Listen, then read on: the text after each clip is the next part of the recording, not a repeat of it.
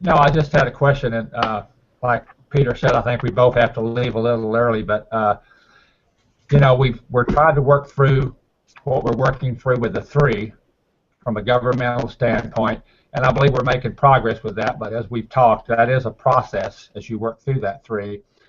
I was wondering about the role of the seven as you try to set the seven in place. How does the three and the seven, and kind of give us a little bit of insight as to how we would develop the seven that what you've talked about and shared about several times. Okay, yeah, right. Well, there's a sense where the bench of three has the blueprint. They have to carry the blueprint in their heart, and then they begin to outwork that blueprint to establish it from a governmental position in the sense of the king, prophet, apostolic function. So if the blueprint isn't in the hearts of the three, then the connection to that angel of the house, fourth connection, will be difficult. And you need the interaction between agreement in heaven and then outworking on the earth in practice, and that's where the angel of the house comes in to see from the apostolic prophetic perspective, and therefore to in the priestly function to begin to bring agreement on earth. Now, in an ecclesia type setting, then the seven are sort of officers of the house, if you like. Their responsibility is to take the blueprint that contains the vision and the values of the vision that God's been given, and then create an environment where that gets outworked on the ground in people, so that people then embrace the vision and the values, and they begin to outwork as living stones their part in the blueprint, so that they're occupying the shadow that's formed on the earth, so that that can become an outworking of God's will and purpose for that blueprint that's been given. So to do that, you have to cast vision. Yeah, the only way you're going to see who catches the heart of the vision and the values, and they embrace it as in their own hearts, and they have a desire to be part of outworking that vision and values, then you have to share it. And you have to share it a number of times in a number of different ways, both individually, talking with people, and it should be so part of our hearts that it just we can't stop it coming out of us.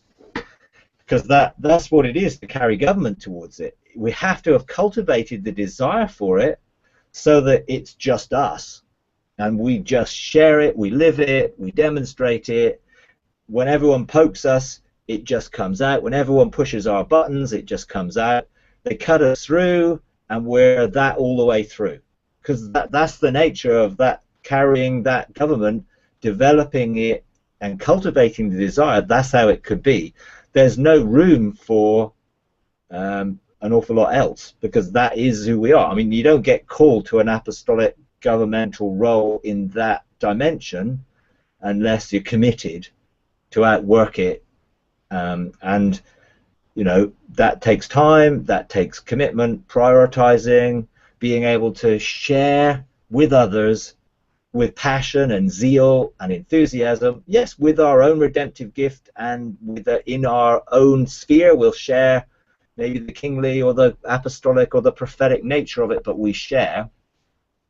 And then you're really looking for those who you identify, catch that heart, and carry the same commitment for it. And then you begin to work with them, and you then go through the same process with them that you go through with the 3 and 4.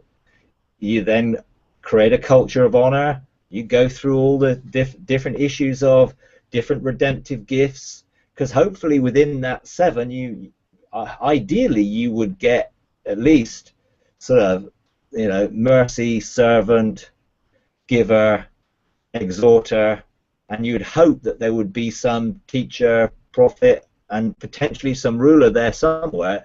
If sometimes the ruler and the sort of that prophet type function comes out of the bench of 3 more, but ideally you would want a sort of a cross section of different sort of people. If you have 7 mercy gifts, you won't get much done, you know.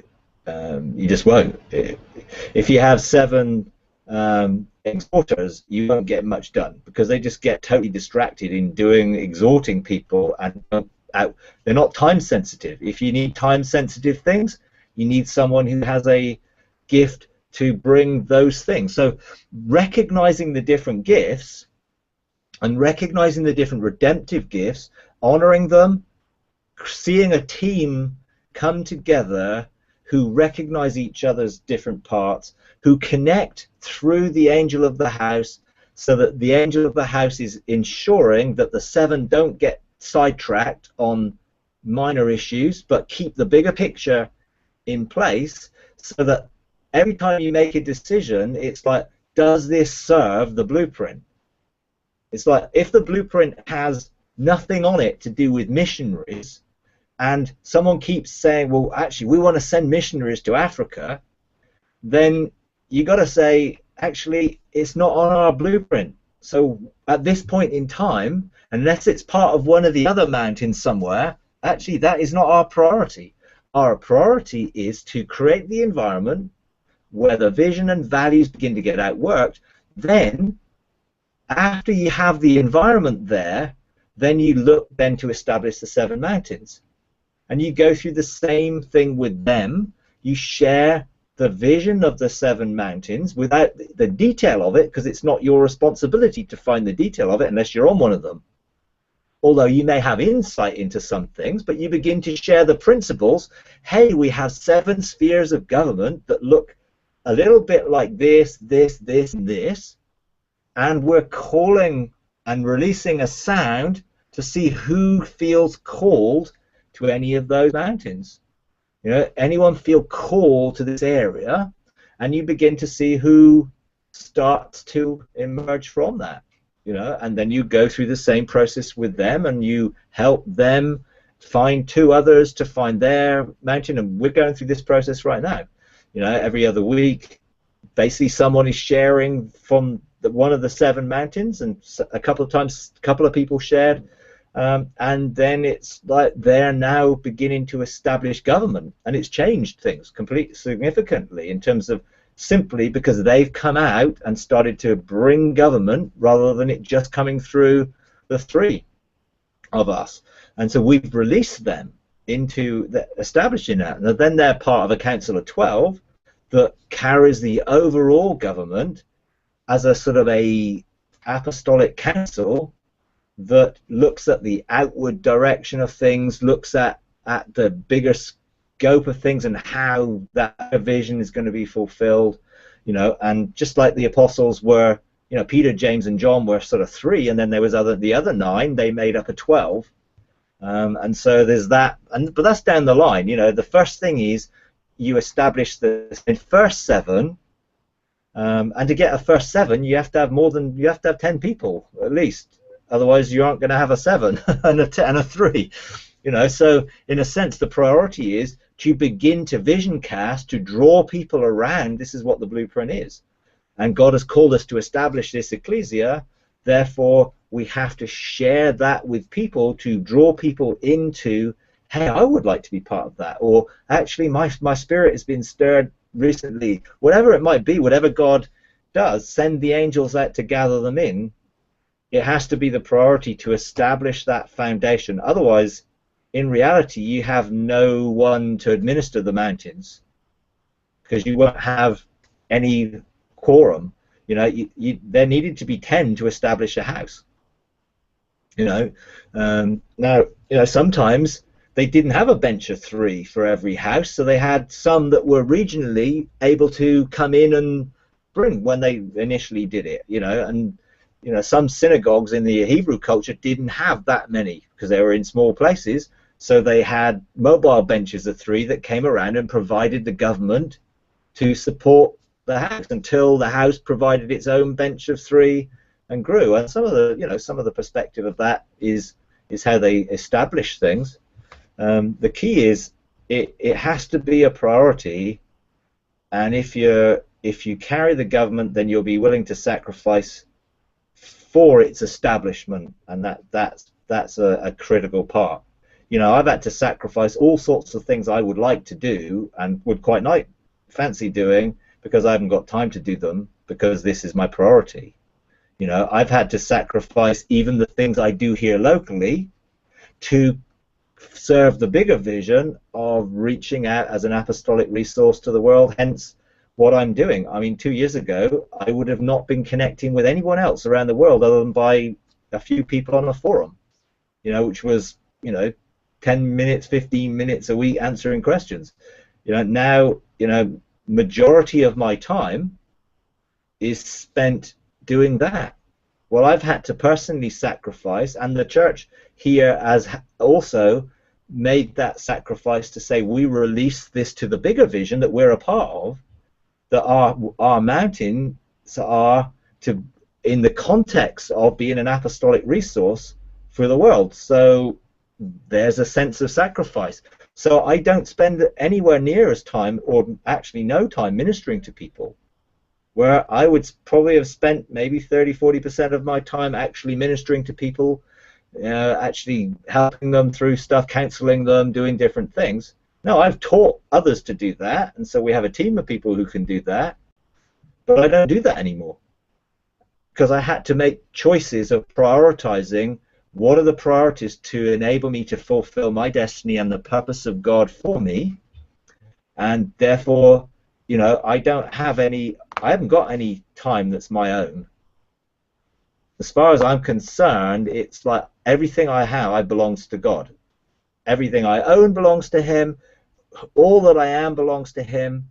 And if He allows me to have some rest period, which is in His Word, so He gives me some rest period, and and even in that rest period, I spend most of my time thinking about Him and stuff. So, and I love it. There's no burden for it because it's in my heart.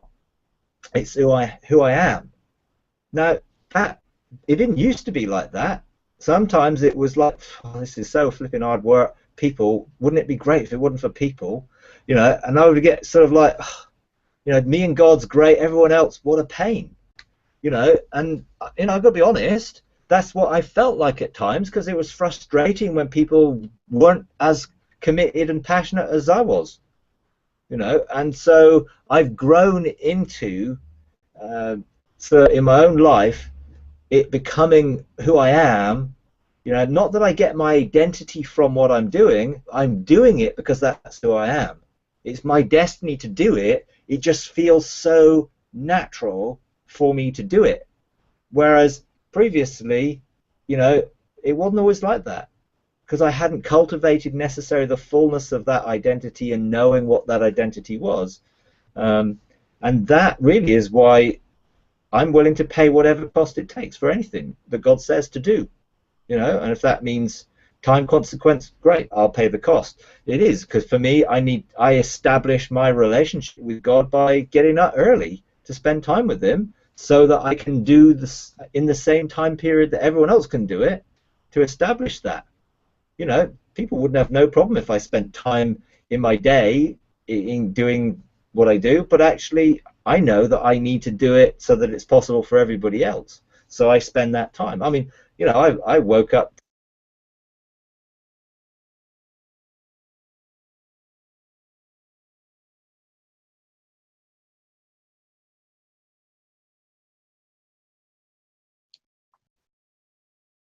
I guess we lost Mike.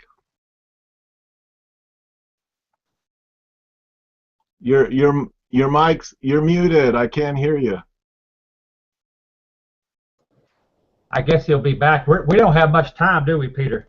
No, I got to leave in about 10 minutes. Well, make sure I know what to do. I do too. I think I was just kind of trying to get some guidelines on the 7 because it looks like that's kind of where it sounds like the 7 doesn't really have anything to do with the 7 mountains. It's 7 other people. Some could have a mountain. Is that how you understood it? Yeah, that kind of sounds like that, yeah. So Yeah. I guess that's our next step, don't you think? Yeah.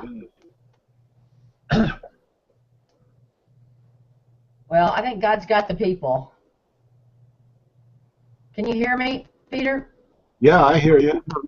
Yeah.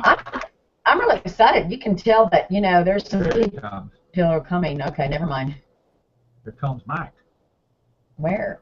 I With his think picture coming. I see his picture. That's usually a good sign. Well, when y'all get off, I'm getting off. There he is. Okay. Morning. Okay, yeah, I'm back. So, yeah, I mean, I'm willing to pay whatever cost.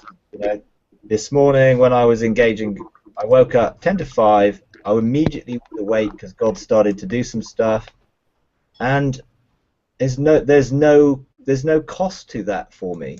It's like I'll do whatever it takes to develop my relationship, to cultivate the desire, to open that up. That's just how it is. So when it comes then to, okay, what does it take to establish a group of 7? It establishes the bench of 3 to invest time into them, relationally, and in investment of practice and mentoring. I mentor our leadership team, wider leadership team, every 2 weeks on a Monday night. Every other Monday night we get together and we outwork leadership. So that's just the commitment it takes to begin to invest in people.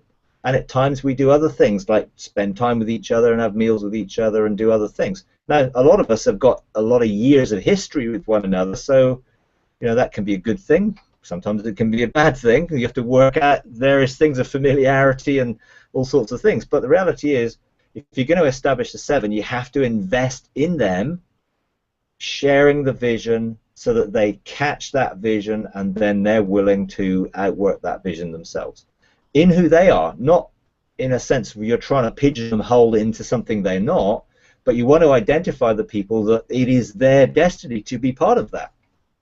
And then, and you can do that in lots of different ways, identifying them. You basically can go into heaven and you can ask God to show you who they are. That's what I do, and, now sometimes those things are not permanent things. They are things, that stepping stones that get you somewhere, and then other people come forward and personnel changes take place as people move into different things. We've got some now of our original bench of 7 who are actually now on their mountains, and that's becoming the priority for them, so they're no longer part of the bench of 7, and we've drawn other people into the bench of 7 so that then they can take the priority for bringing on mountains, because they know that is their major call, and a couple of them are in both because they feel that they're able to do both.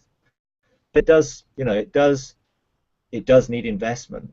You cannot have a bench, and then when that bench does come together, they need to invest time with each other, in developing the culture of honor themselves, apart from that. Originally we used to meet as 10 regularly.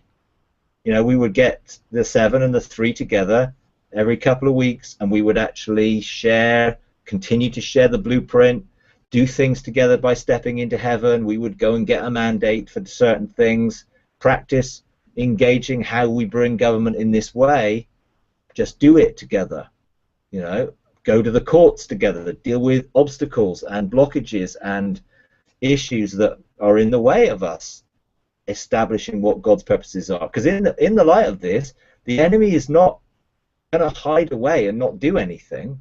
The enemy will do everything he possibly can to disrupt relationships, to cause frustration, to cause separation, to cause any of those things, to stop the unity that is required to bring government. Because you have to be one. It doesn't work by majority. It needs to be unanimous. And therefore, if you can't agree unanimously over something, then you can't do it. And that's why it takes the time to develop that, coming from the perspective of bringing that unity out in our relationships. So it requires a lot.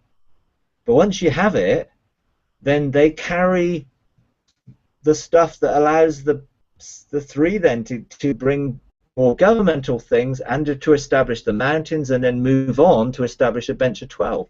You know, so you have to do it. You have to do the priority order. You know, you can't establish the mountains before you have the blueprint and established with the 7, unless you're not an ecclesia. If you're not an ecclesia, then you don't have the 7 in that way. You have the 7 mountains that you focus on. But if you're an ecclesia, you have to have an outworking of the government of God on the ground in reality. So, there we go. Can't really add much more to that, I don't think. But No, that's good, Mike. I think it gives a lot of clarity, because sometimes you get some confusion between the 7 and the 7 mountains. I think that's kind of brings some clarity as to the 7 function plus the 7 mountain functions can be different, can be the same, can be fluid to move from one to the other. Yeah, that's good. So I think that's good. I appreciate it. yeah, yeah. I mean, you know, that's been our experience. I mean, you know, we've had several goes at this because it's not easy to do. You know, even though I sort of carry an understanding of it, it's still not easy because people still have old mindsets. They still have old leadership models. They still have old ways of doing it, which basically is a talking shop. Oh well, we'll talk around it until we find a solution. Then we'll do the best we can. Well, the reality is we have to learn to engage heaven to do it. We step into heaven. We get the heavenly strategy. We bring that, and we facilitate that, and that's the key. You know, and so not everyone who says yes necessarily will stay the course, because they may not have the commitment it takes to stay the course, but that's okay. You know, that we're on a journey, and there's a journey, and there are stepping stones towards it. When I look back over my journey, if I chose that, I wouldn't have gone that way. You know, I wouldn't have gone that path that I took. I would have gone straight, but I would have missed out on everything on that pathway that was all preparation for when I was going to get to where I was going to go. You know, and it's important to see that you will, what seems like, make mistakes or choose to do things that then later on you decide, no, we're not going to do that anymore. It isn't about mistakes. It's about making sure you do the right things for the right time, and then hold them lightly enough to be able to let them go when the time comes to move on into another thing. And because there's a never-ending increase to his government, that means we don't yet know it all, and therefore even what I'm doing now, I know that I will have different understanding in the future, because there will be greater progressive relation of things that I don't yet have. Now, I'm not going to beat myself up about it, because reality is I'm operating out of the revelation I've got, and that's all I'm responsible for. As soon as I've got fresh revelation, then I'm now accountable and responsible for that revelation. You know, so it's just, as a journey, there are lots of things which are temporary. You know, Abraham went to lots of different places before he got to the promised land. The children of Israel also did. You know, for their own reasons. They didn't have to, but they did. You know, but they still had certain places even when they crossed. You know, they didn't cross over the Jordan and go immediately and take Jericho down. They went to a place called Gilgal. And there it was where the reproach got rolled away, and of Egypt, and where a reestablishing of the Passover and circumcision took place.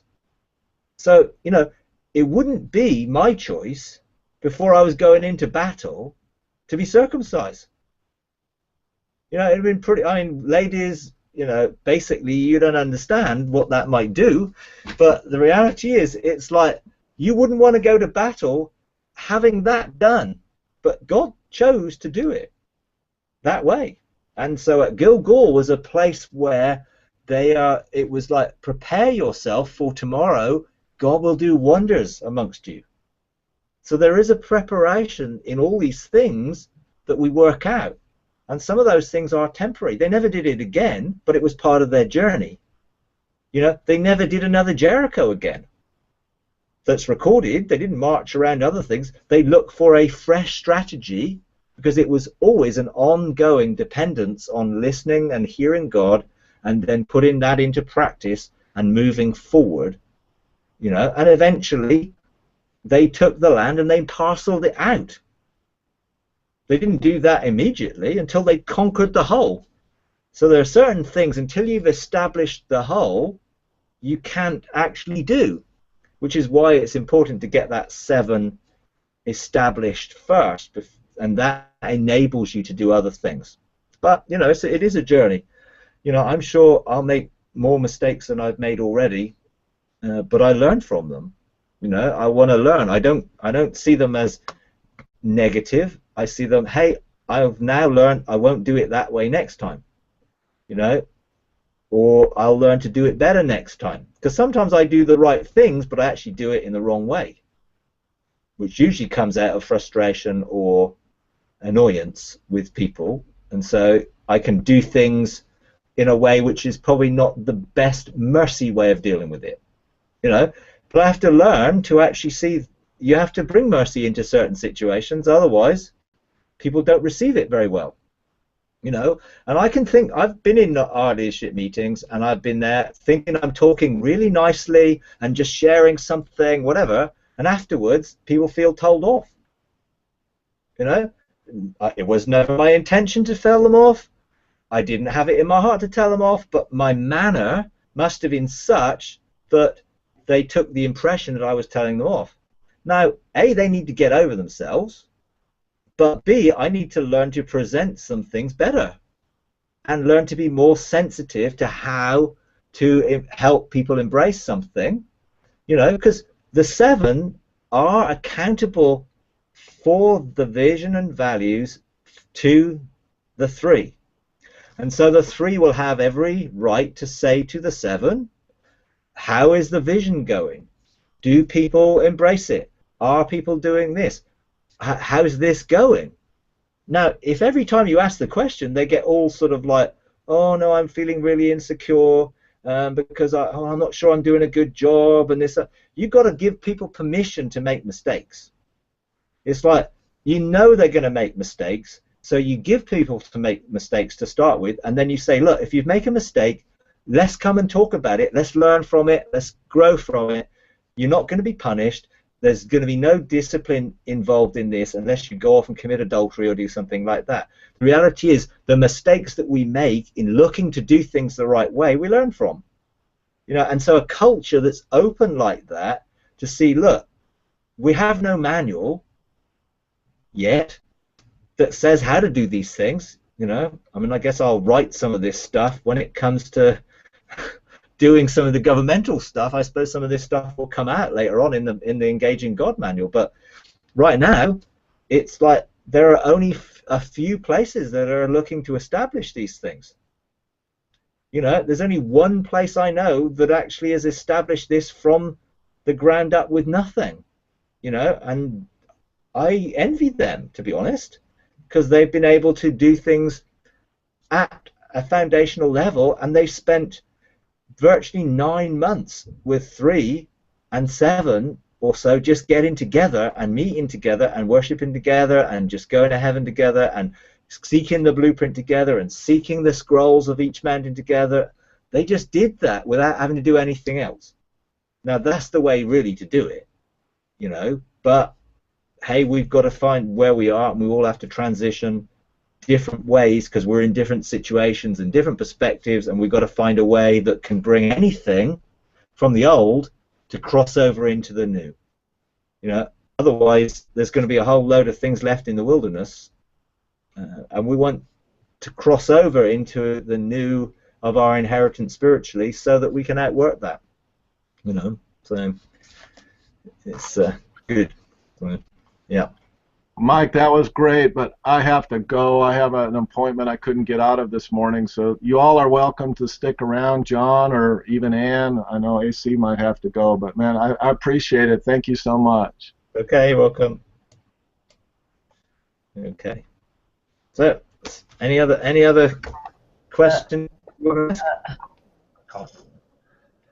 Okay.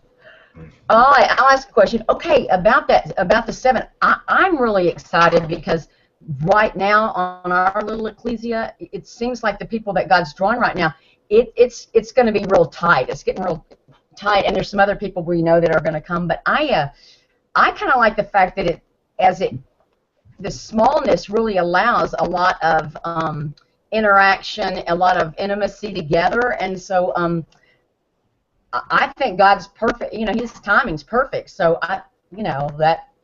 Don't you? I just like the fact that what those other ones did, they just allowed the 10 to really become relational and go to heaven together, and so the foundation's really getting set.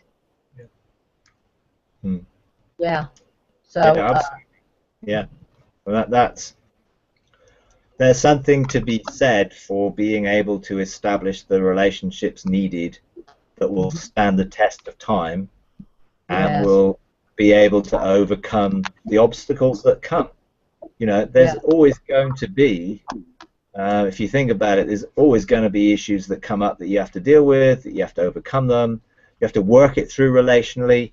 You know, it's like, because it has to be a model for the rest of the body, and the rest of the body are not always going to be at one with one another. They have to find ways to becoming one with one another, overcoming difficulties, overcoming differences, respecting each other, learning to represent the different gifts, not be frustrated when people, you know, are coming from a mercy gift and some are coming from a rulership gift, and it's like, well, they seem to clash. No, they're just different perspectives that you need to be able to bring into a situation to get the whole picture. You know, so yeah, it's good to be able to invest in the relationships that are needed to be able to then work through the culture of honor and to identify what are the problems. Let's deal with the problem, not the person. It's not personal. We're looking to deal with the problems and stumbling blocks that actually are in the way of fulfilling God's purpose. So that takes time, you know, and I would encourage everyone to invest the time it takes. You know, and however long it takes, it's not a race. You know, in a sense, it's like it may be seen as a race biblically, but actually it's not a sprint, right? It's a marathon.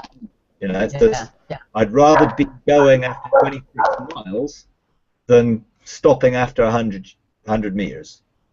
You know, so that for me is the key, working it through so that we can last the course and fulfill the race. You know. Yeah, I appreciated what you said the other day. It's like you said, well, I would be surprised if you didn't have things you had to work on. You know, yeah. I mean, reality, people are just who they are, and we are who we are, but we're going to work at our salvation with fear and trembling in our relationships, and, you know, I'm in it for the gold, you know, so yeah, it's pretty awesome. I mean, I'm really excited about it. I'm really excited about Sunday. I'm really excited about what God's doing, the pattern. I mean, you have anything to say there, John? Is John there? Anyway. I'm here. Yeah. I do have one question. There was a interview that Peter posted on Facebook with Bishop Mark Corona and another guy, Dr. O. I don't remember exactly what his last name is, but anyway, he was talking about worship and how that there's a lot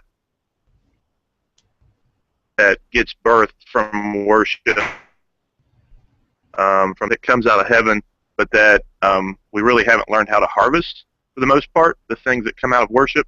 And he gave some examples of, you know, different revivals like the Jesus movement and how technology and computers and things really kind of got launched, and how there's always like industrial and technology advancements with different revivals and different things like that. And so I don't know, it was just a real intriguing conversation about you know, that Christians really don't know how to harvest what comes out of worship. And so I don't know, I just kind of want to get your feedback on that, if that makes sense or not. Sure. Yeah. I mean, I think in its broadest sense, obviously worship is way beyond what we would say is our praise singing times. Worship really is an obeisance to God, a obeying his will and purpose. So often we can engage with him when there's a corporate sense of being gathered, and sometimes in that corporate sense you do get a prophetic release, you get an engagement with the angelic messengers, because there's a multiplication that comes when we corporately come together. You know, one puts 1,000 to flight, but 2 10,000. Well, 3 can put then 100,000, because it's a tenfold exponential thing. So when you get people come together with the same heart and they're releasing stuff into the atmosphere rather than sucking stuff from the atmosphere, then you are going to be able to hear what God is saying in that and then take it seriously. I think probably a lot of our worship, traditional worship church type settings, are where people's view is they're coming to get a shot in the arm, they're coming to get their weekly fix so that they can cope for the rest of the week, rather than, no, I'm coming to lay my life down before God and his throne and invest myself in honor and love to him, you know, and surrender to him and his purpose for my life. And so I think a lot of what we would class as worship would be really singing, and for people therefore to be thinking that is what's going to give them their boost. Well, the reality is all they're doing is sucking out of the atmosphere that which other people have put into it, you know, and then a lot of that means that the atmosphere becomes equal, or worse, those are more people taking out of the atmosphere than are putting into it, so it becomes empty after a while. And so in that situation, yeah, it's very difficult to harvest the revelation that's been brought, because people aren't actually looking for what they can give into it, they're looking for what they can get out of it. And that's a whole different ball game, you know. And when we learn to come, when we corporately gather, to release into it because of what we're carrying and what we're flowing from the inside, then I think we will get all sorts of revelatory things, assignments. When we learn to step into heaven together, when we come together, we will get the assignments that come out of heaven. You know, there are a number of things in the Word of God where you see God saying, well, who are we going to send? You know, even in the sense of when we come into the temple and we embrace the altar, there was this woe is me, I'm undone, I'm unraveled. But then at the end of it was, God says, well, who's going to go for us? And Isaiah says, yeah, here I am, send me. Obviously, is in a sense forerunner for what happened with Jesus. Here I am, send me. And God is looking for that level of response. Hey, I'm available. So worship is making myself available to serve the purposes of God. And if you think of Romans 12:1 and 2, where it talks about our spiritual service of worship, actually same word, service, worship, exactly the same Greek word, it really comes out of, I present myself as a living sacrifice so that I can know what his perfect will is, therefore then I can serve that will by being obedient. That is my worship, is to do the will of God. And so a lot of even understanding of worship as a word, I think, has been lost in our sort of church cultural, well, we worship when we sing on a Sunday. Well, actually, really, we don't. We may adore God or show gratitude to him or praise him, but it really isn't worship. Worship is when we actually bow down and say, I surrender to you, to what you want me to do. And for that to take place, of course, there has to be a living sacrifice bit in the middle, which means we are not conformed to the world, but are transformed by the renewing of our mind so that we be conformed to the image of Jesus.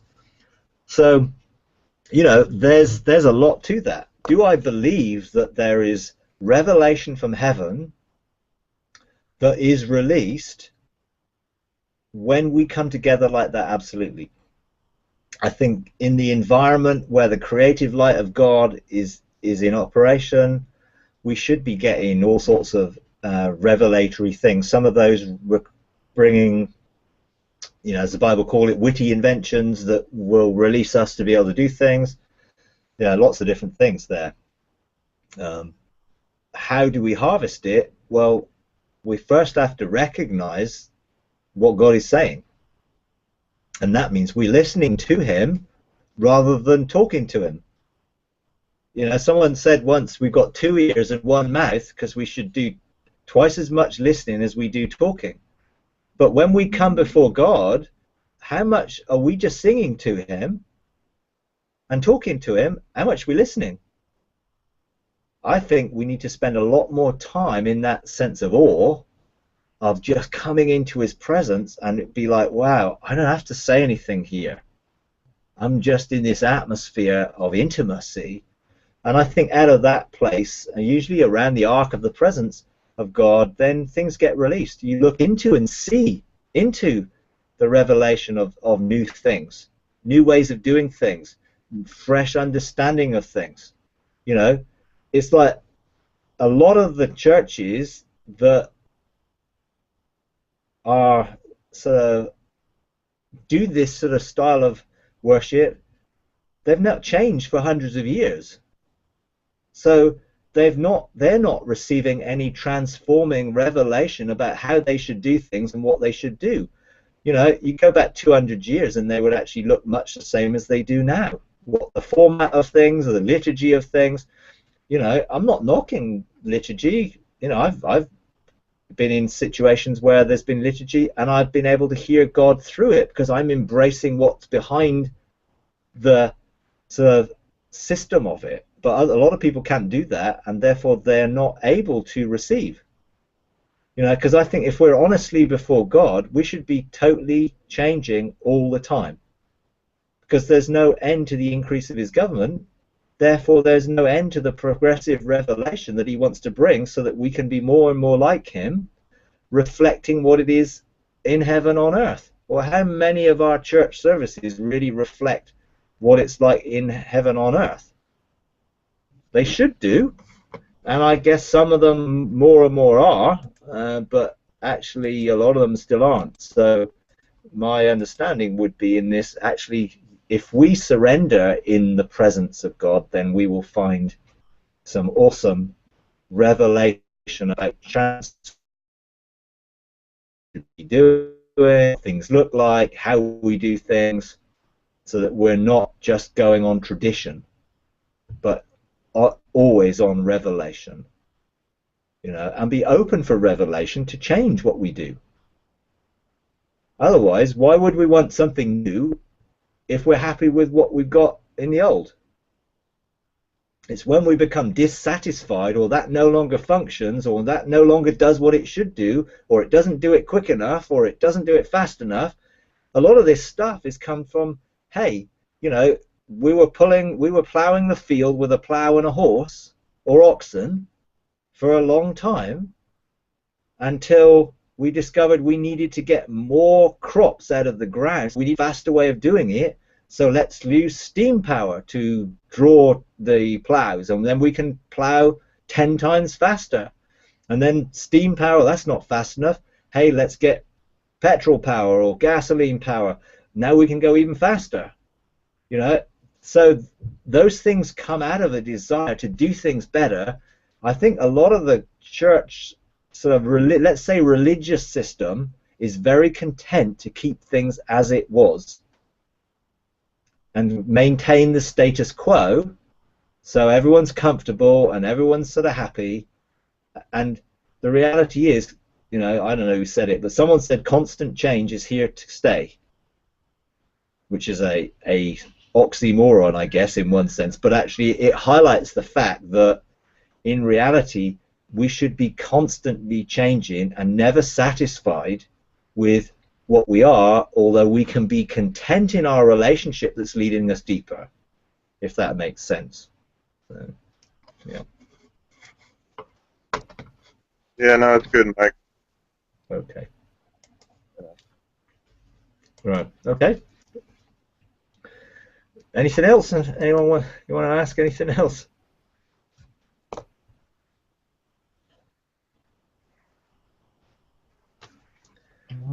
I mean, I have another quick question. If you do not, Ann. carry on. Okay. And I'm sure you've explained this in a gazillion of your hangouts, but, you know, gathering around the ark to really get your daily mandate and just to have direction in general, you know, I'm just finding it to be a bit ambiguous, or just it's not a process that I'm really getting, I suppose. Okay. Yeah, I don't know. Maybe you can talk about it just briefly. Yeah, sure. Okay. Well, it's a process again that comes out of what do we do when we engage in the realms of heaven. If we're engaging for responsibility and rulership, then that only comes proportional to the holiness that's in our lives. So when we step into the realm of heaven, we're engaging the tabernacle, and the first thing we hit is the cross. It's like, I can't go into the realms of heaven without coming through the veil, which is represented by Jesus's flesh on the cross. And therefore, if I don't embrace the cross, then I'm not going to get too much further. So I need to present myself as a living sacrifice, deny myself, take up the cross and follow him, reckon myself dead to sin and alive to him, because I've been crucified with Christ. It's no longer I who live, but Christ who lives in me. And now the life that literally we now live, because now we're becoming one together, now that can be lived by faith of the Son of God, who loved me and gave himself for me, so that I can love him and give myself to him and surrender. And as I present myself as that sacrifice and go through the process to then eventually get through the veil of the way, the truth, to enter into the life around the ark, I'm at a place where I only want to do what I see him doing. My headship is him. He places the government on my shoulders, but he's the head. So it's not my will, but yours be done. So when I get around the presence of God there, I'm really surrendered, you know, and it's like, therefore, my desire is for his will. Now, that was my first level of engagement around the ark, was, okay, the ark has three things in it: the manna, the tablets, and the rod. They represented the will of God. His food, you know, is to do the will of God. Jesus said, my food is to do the will of him who sent me. So the manna represents the will of God.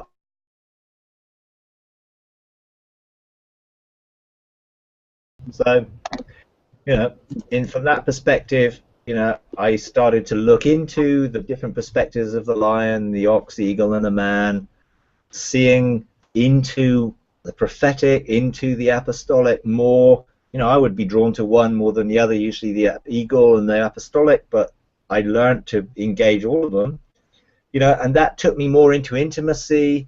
I then started to cultivate desire from that place. That's when I learned to cultivate the desire for the purposes of God, my destiny, to begin to go deeper with it, to see it from different perspectives, to see how it fitted into the bigger picture.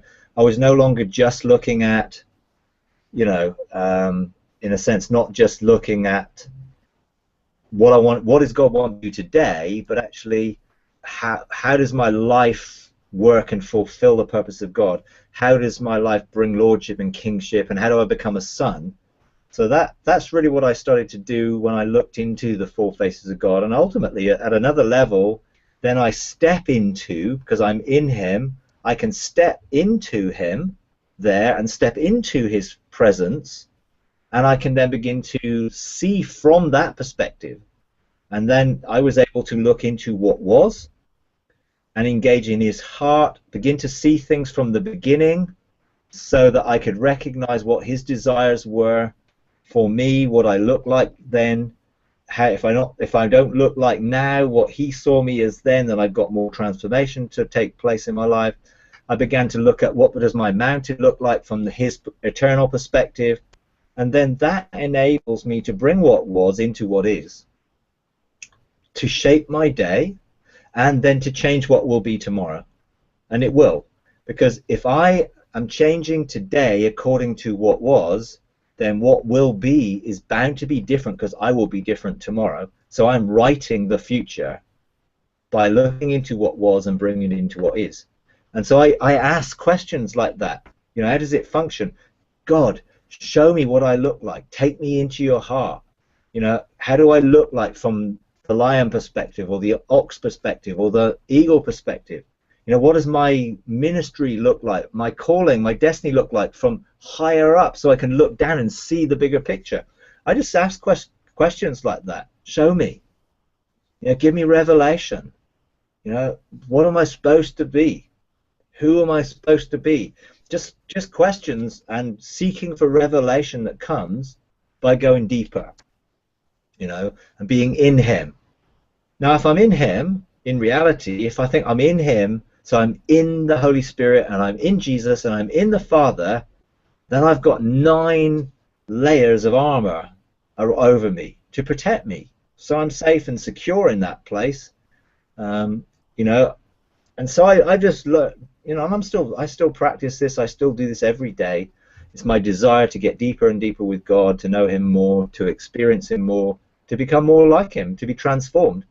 You know, so the ark experience comes from surrender, a willingness to deny self and embrace the will of God, and then the willingness to go deeper into that relationship by seeking more. You know, seeking to know him more and know ourselves more from his perspective, so that we can be aligned to that.